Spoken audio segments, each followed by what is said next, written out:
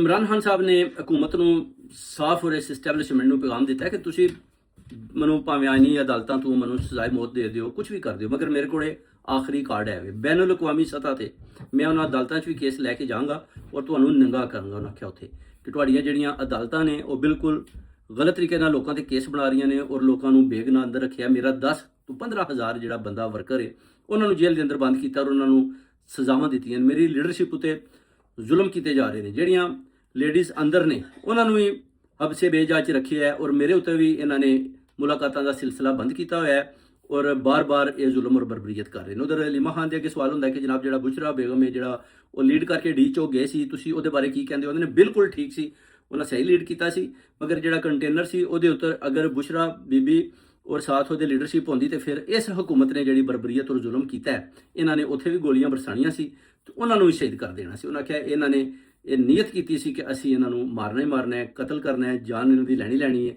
ਜਿਸ ਤਰ੍ਹਾਂ ਤੁਸੀਂ ਤੱਕੋ ਅਮਰੀਦਕੇ 'ਚ ਹੋਇਆ ਉਸ ਤਰ੍ਹਾਂ ਆਪਣਾ ਦੂਸਰੀਆਂ ਇਲਾਕਿਆਂ 'ਚ ਵੀ ਤੱਕੋ ਇਹਨਾਂ ਨੇ ਲੋਕਾਂ ਦੀਆਂ ਜਾਨਾਂ ਲਈਆਂ।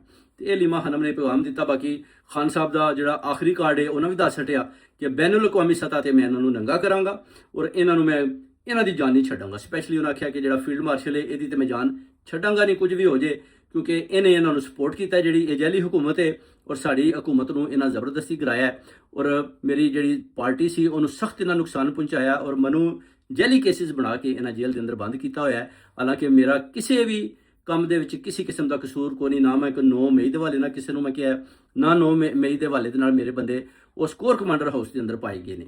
ਸਾਫ਼ ਪੈਗਾਮ ਖਾਨ ਸਾਹਿਬ ਨੇ ਵੀ ਦੇ ਦਿੱਤੇ ਇਹਨਾਂ ਨੂੰ ਔਰ ਇਹ ਜਨਾਬ ਡਰੇ ਬੈਠੇ ਨੇ। ਇਹਨਾਂ ਨੂੰ ਸਮਝ ਨਹੀਂ ਆ ਰਹੀ ਕਿ 9 ਮਈ ਨੂੰ ਅਸੀਂ ਕਿਸ ਤਰ੍ਹਾਂ ਇਹ ਪ੍ਰੂਫ ਦੀ ਅਦਾਲਤ ਵਿੱਚ ਜਾਂ ਕਿਸ ਤਰ੍ਹਾਂ ਅਸੀਂ ਸਾਬਤ ਕਰ ਪਾਈਏ ਕਿ ਵਾਕਈ ਇਹ ਖਾਨ ਨੇ ਕਰਾਇਆ ਜਾਂ ਨਹੀਂ।